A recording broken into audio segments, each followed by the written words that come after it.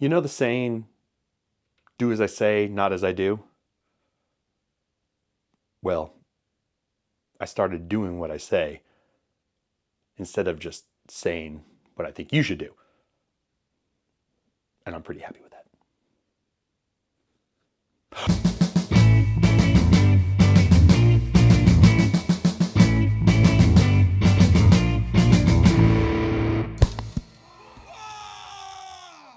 Welcome, ladies and gentlemen, to another Glacial Geek video. I'm Phil, the Glacial Geek, and today I want to talk about something kind of like a shift in me and my hobby and where I'm going with different things, and I guess kind of a channel update, but not really. This is really about taking the steps that I think are important within this hobby and me finally putting my money where my mouth is and doing what I've been preaching. So for a while now, I've been preaching about finding the joy in the hobby and following that joy towards the things that you enjoy. So if you don't like playing, then just follow it into the painting. If you don't like painting, then follow into the playing. If you like both, but to different levels, and you don't want to make them like super great, but you just want to get a painted model, do it. Find that level that brings you that joy and doesn't push you into a place that you do not enjoy it. That doesn't mean don't push yourself into trying new things or pushing yourself into like outside of your comfort zone. But it does mean that if it doesn't spark that joy, then you don't have to do it. So if you go to a tournament to give it a shot and you just don't have fun, you don't have to go to any more tournaments. But you gave it a shot, you pushed yourself out of your comfort zone, realized it wasn't for you, and you can move on and find out what it does mean stuff for you.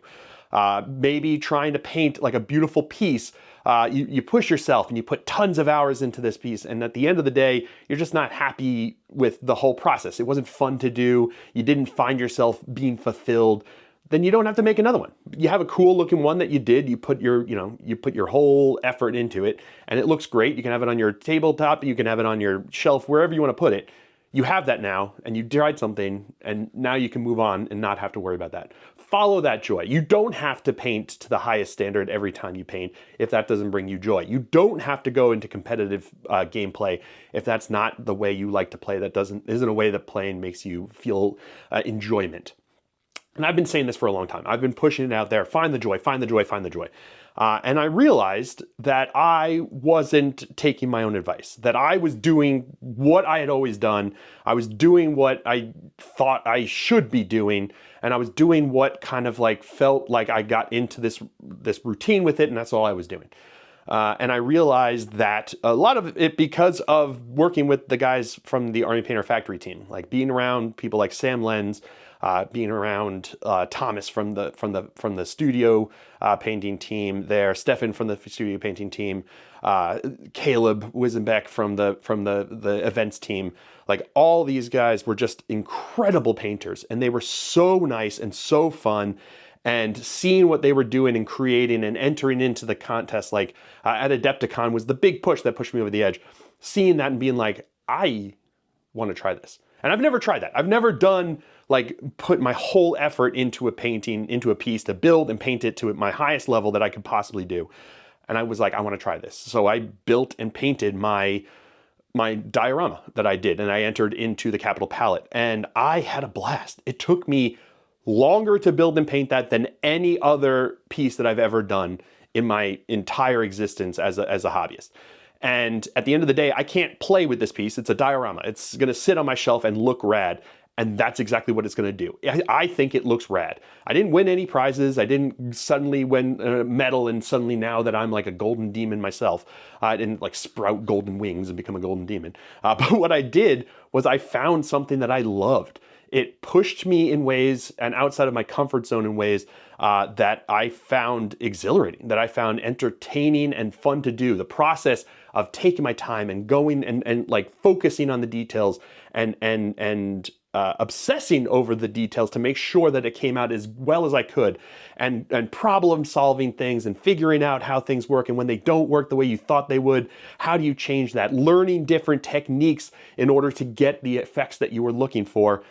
All of these things were brand new to me, and I had a blast. And at the end of the day, seeing my piece in that display cabinet at Capital Palette, being able to show it off to people, and now having this wonderful sculpture on my shelf that I did, is just incredible. It feels so good. It feels so amazing to have that all and to be able to just to say that I did this, I now want to do more. You know, and all my painting up to this point had been basically tabletop quality. I was painting models to get them onto the tabletop for a tournament, for a game, for a battle report, whatever it was. That's what my focus was getting them just done. So they're not gray plastic, they can get on the tabletop, they're good to go. Who cares? They look fine, they look great, whatever. But they look fine. They were never my whole effort. I didn't spend a lot of time on it. If there were slight mistakes, I was okay with that because that was where my level of acceptance of how my painting was. Because I'd never tried this. I'd never done something new like this. And I like to say that the Army Painter ruined me, but but I found myself really, really enjoying that. And that's when I started doing that, it made me take a step back and assess and do all of like, you know, the important self-questions and being self-aware and examining what it is that I found joyful. And I came to the realization that I was doing, like I said, the things that I thought were expected of me, the things I should have been doing.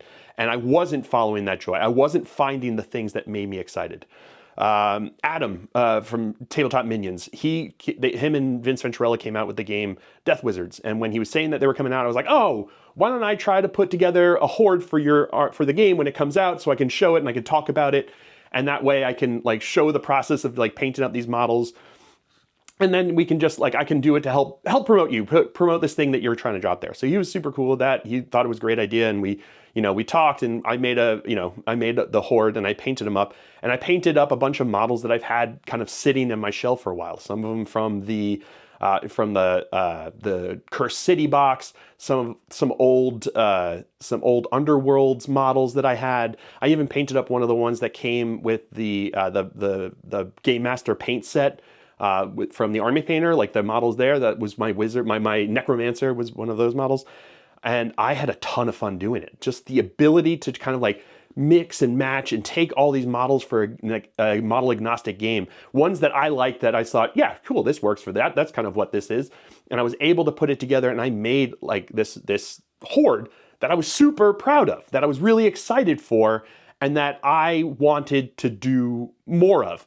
And that then led me down the road of finding other model agnostic games. Like I picked up Frostgrave and things like that I'm working on that I want to do. And I realized that all of my gaming experience up to that point had been 40K or Kill Team. And don't get me wrong, I absolutely love those games. And I absolutely do. And I'm very excited for the new edition of Kill Team that's coming out. I think it's awesome. What we've seen is just great. And I think it's going to be a really awesome way forward with this. But there's a whole plethora and world of games that I just haven't taken part in. And then I always see other people, I'm like, oh, that looks kind of cool. But suddenly now I'm painting fantasy models that like ones that don't have guns. That's crazy to me. And it was something that I didn't even realize that I wasn't letting myself paint. And I absolutely thoroughly enjoyed just painting a new genre of models. And it allowed me to look at other models that were around and be like, oh, what about these ones? Where are they coming from? Like when I was at Nova, I picked up a couple models from the Elden Ring war game because I wanted those models to play in Frostgrave because they looked really great for it. And they're just like these alternative models that like, I just like when I'm playing 40K or I'm playing Kill Team, I just buy the models that are supposed to be as opposed to be like, oh, what can I do differently? And it just meant now that I could just buy a model that I thought was cool, that I could make work with this game.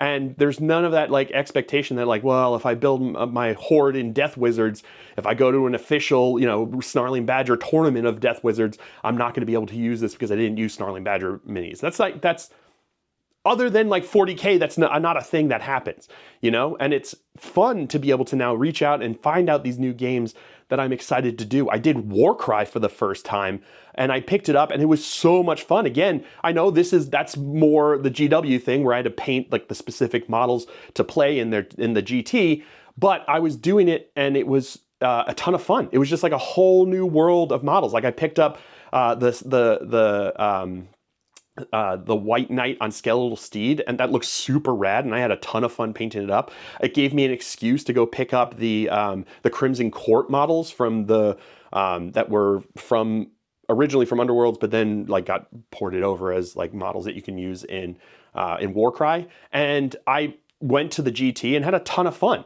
And it was just awesome to be able to do an entire GT, have that full experience of playing in a full tournament in one day and just be able to do it and just enjoy myself.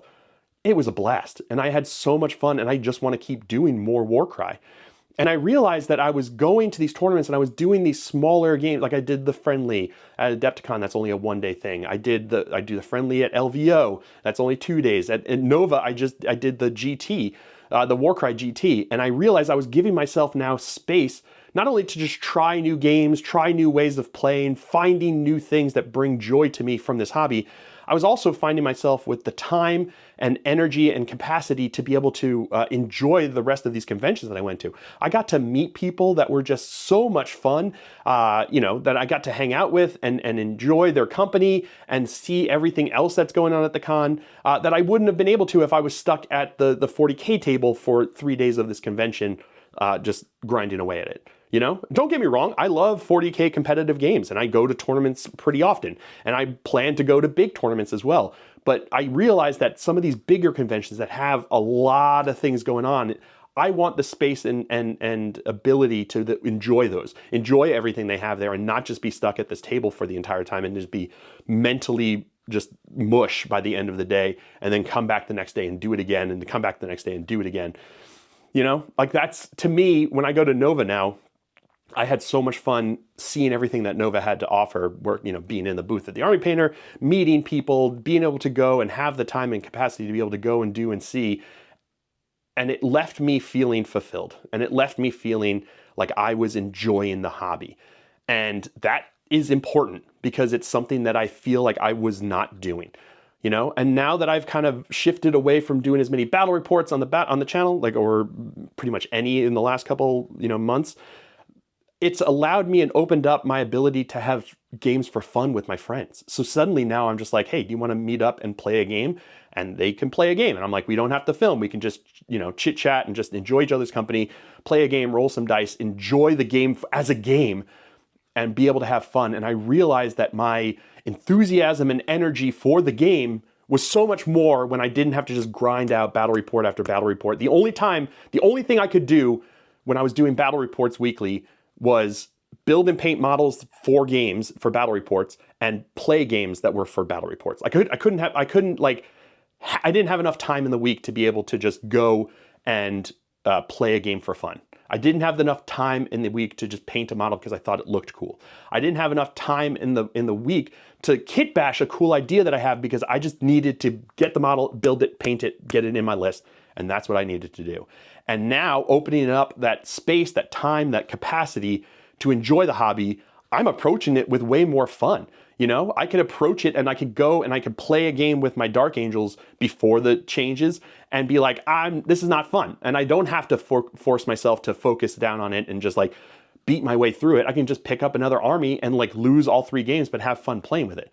And now that the Dark Angels are doing well, I can go in and just play a game, have fun, kind of mess around and see what's going on and enjoy myself at the tournament, but enjoy myself at a friendly game with a compatriot at the local game store. I can just go to a friend's house and not have to worry about the lighting. Is it good enough for a battle report? I can see it, even though the camera can't, and I can just have fun. And I was preaching this in so many of my videos, and I was not doing it myself. And now giving myself that space has made this hobby so much more to me, has made it so much better, and has infused me with enthusiasm and excitement to be able to try and do new things. So I'm going to be trying and painting up busts and new models and just painting up new dioramas to push myself, painting wise. I'm going to try new game systems. Like I said, I picked up Frostgrave, and there's a bunch of others that are have started to pique my interest. I want to try to do new warbands for Warcry just to try it out. Why not? I had a ton of fun playing it, and I don't need to force myself into a box. I don't need to force myself into doing things in ways that I don't find fun, because there's no point to that. This is a hobby. And even though I'm a content producer in the hobby realm, I'm still in the hobby. And if I'm not having fun with it, then I'm doing it wrong. Because Lord knows I can make way more money if I was just a banker. I could make way more money if I just went into, some other profession. If I'm in this profession, the big payoff has to be that it's fun, the big payoff has to be that I enjoy myself while grinding through and making videos and doing all the work that comes with running a channel, but it has to be fun. And if I'm not having fun, then there's no point in doing it. There's no point in me doing that if it's not fun for me. So that's why you've seen kind of a bit of a change with the content, is because I finally allowed myself to enjoy myself. I allowed myself to find the joy in the hobby that I've been professing. You know, like I said, the army painter ruined me. They awoken my eyes to the ways to enjoy this hobby, and they awoken my eyes to the fact that I was not following my own advice. I was not following what I should have been doing, and now I am, and now I'm just going to spout it even more. So get used to this, because you're going to hear it 1,000 times, how you need to find and follow that joy, because I started doing it and I am very happy for it. So let me know down below what you guys think. Do you think that, that there's things that you should be doing or have to do? Do you find that there's things that are expected of you that you do that you just don't want to do? And tell me down below also what there are things that you found yourself realizing you are in this box, that you're in this locked in place that you just weren't happy with, and what you did to change that, or what you should do to change it, what you want to do to change it. And we'll keep that conversation going down below, because I really enjoy the conversations that we have, and I really think that we've developed a pretty good community here, and I really do enjoy your support and everything that you guys have done, from your shares to your likes to your subscribes. Do that if you haven't, and especially to the people that have joined up on my Patreon. Your support has made me able to do what I'm doing, and has made me able to get to this place that I'm doing this and finding that joy, because you are the people that make this, the Glacial Geek, a thing, as opposed to just like a weird nickname that I gave myself. And speaking of that support, as you know, I'm part of the Army Painters Factory team, and when I was signing on to that, I wanted to make sure that there was ways that it didn't just benefit me, that I wanted to give back to you guys as well, so that you could have some benefit from me being on the factory team, because you're the reason that I got here into a place that they wanted to hire me for. So thank you for that. And as a way to make that work, I negotiated to make sure that I could get a discount code for all of you to use. So if you go to the Army Painter and order any of their supplies, you can get, if you use the code FACTORYGEEK5, you can save yourself 5% off of your orders, and you can go and buy anything that they have there, and you'll get 5% off of that order, which is really great. And I really appreciate all of you who have used that code, because it shows them that they really like me. I don't get anything from that code back to me, but it's just 5% off for you guys. And if you are part of my Patreon, behind that paywall there, they have a 10% off code.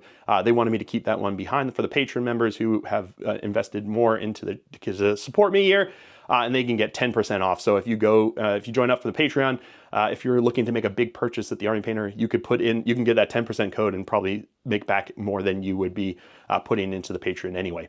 So go give it a shot, go check it out and see if that's what you're looking for. So I just wanted to make sure that there was a way for me to give back to you guys for supporting me and helping me along this journey, and I can't be happier for it. So thank you for letting me find the joy in the hobby that I was telling you to do, and you gave me the ability and the space to do it myself, and I'm thoroughly thankful for that and thoroughly happy for having done that. So I hope you guys have all enjoyed this. I certainly have. I've been Phil the Glacial Geek as always. And until next time, stay safe and have fun.